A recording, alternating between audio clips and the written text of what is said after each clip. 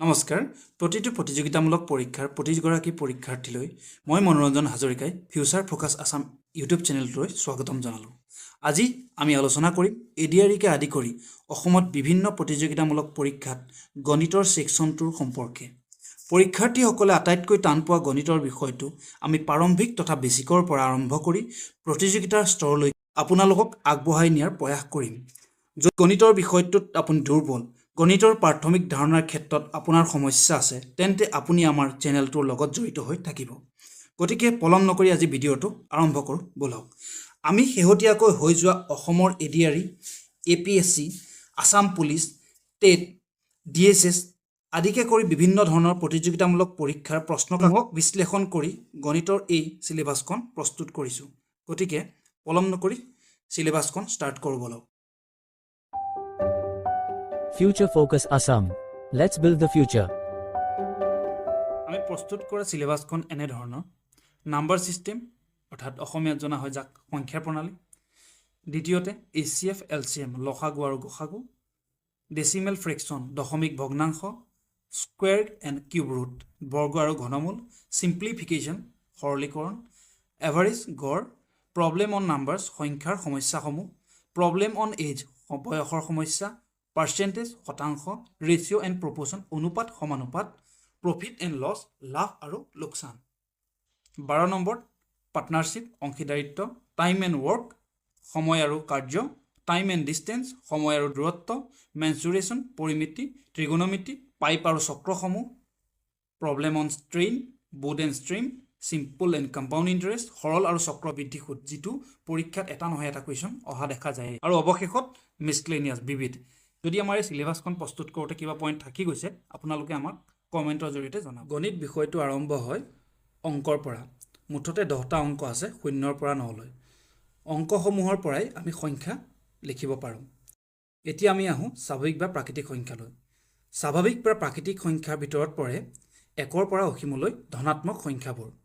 কিন্তু এটা কথা মনত ৰাখিবলগীয়া যে 0 বা ঋণাত্মক সংখ্যাবোৰ স্বাভাৱিক সংখ্যাত কেতিয়াও অন্তৰ্ভুক্ত নহয়। স্বাভাৱিক বা প্ৰাকৃতিক সংখ্যাক গণনা সংখ্যা বুলিও জনা যায়। এতিয়া আমি আহোঁ পূৰ্ণ সংখ্যালৈ। পূৰ্ণ সংখ্যাক ইংলিছত জনা হয় হোল নাম্বাৰ বুলি। 0ৰ সৈতে আটাইবোৰ স্বাভাৱিক সংখ্যাক একেলগে পূৰ্ণ সংখ্যা বুলি কোৱা হয়। উদাহৰণস্বৰূপে 0, 1, 2, 3, 4 ইত্যাদি। স্বাভাৱিক সংখ্যা আৰু পূৰ্ণ সংখ্যাৰ মাজত পাৰ্থক্য এটাই যে স্বাভাৱিক সংখ্যাক 1ৰ পৰা অসীমলৈ কাউণ্ট কৰা হয়, কিন্তু পূৰ্ণ সংখ্যাত 0টো ইনক্লুড থাকে। 0, 1, 2, 3, 4 ইত্যাদি। এতিয়া আহোঁ আমি অখণ্ড সংখ্যালৈ। অখণ্ড সংখ্যা বুলি ক'লে সকলোবোৰ পূৰ্ণ সংখ্যা 0, 1, 2, 3, 4 আৰু ঋণাত্মক চিনযুক্ত স্বাভাৱিক সংখ্যা যেনে -1, -2, -3, -4 ইত্যাদি। ইয়াৰ পাছত আহোঁ আমি যুগ্ম সংখ্যালৈ। যুগ্ম সংখ্যা মানে যিবোৰ সংখ্যা জোৰ পাতিব পাৰি বা 2ৰে বিভাজ্য, সেই সংখ্যাবোৰক যুগ্ম সংখ্যা বুলি কোৱা হয়, যেনে 2, 4, 6, 8, 10, 12 ইত্যাদি। ইয়াৰ পাছত আমি আহোঁ অযুগ্ম সংখ্যালৈ। অযুগ্ম সংখ্যা সেইসমূহ অখণ্ড সংখ্যা যি 2 দ্বাৰা বিভাজ্য নহয় বা যিবোৰ সংখ্যা জোৰ পাতিব নোৱাৰি তাক অযুগ্ম সংখ্যা বুলি কোৱা হয়, যেনে 1, 3, 5, 7। তাৰ পাছত আহিছে পৰিমেয় সংখ্যা। যিবোৰ সংখ্যা p/q বা ভগ্নাংশ আকৃতিত প্ৰকাশ কৰিব পাৰি সেইসমূহক পৰিমেয় সংখ্যা বুলি জনা যায়, য'ত p আৰু q দুইটা এটা অখণ্ড সংখ্যা আৰু qৰ মান কেতিয়াও 0 হ'ব নোৱাৰে, অৰ্থাৎ p not equal 0, অৰ্থাৎ হৰ কেতিয়াও 0 হ'ব নোৱাৰে। যেনে উদাহৰণস্বৰূপে 7/5, 3/2, 17/11, 10/5 ইত্যাদি। আনহাতে যিবোৰ সংখ্যাক p/q আকাৰত প্ৰকাশ কৰিব নোৱাৰি সেইবোৰ সংখ্যাক অপৰিমেয় সংখ্যা বুলি কোৱা হয়। উদাহৰণস্বৰূপে √2, √3, √7 ইত্যাদি।